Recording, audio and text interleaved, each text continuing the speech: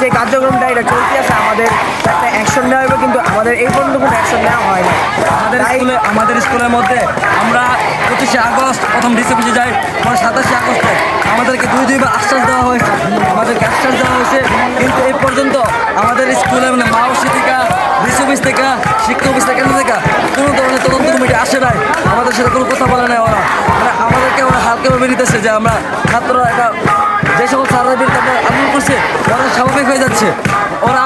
আমাদের বিরুদ্ধে হুমকি দিচ্ছে, তারা বিভিন্ন ধরনের কাজ করতেছে আমাদের বিরুদ্ধে, কিন্তু এখানে আমাদেরকে সরকারিভাবে অফিসিয়ালিভাবে আমাদেরকে বসিয়ে রাখা হচ্ছে।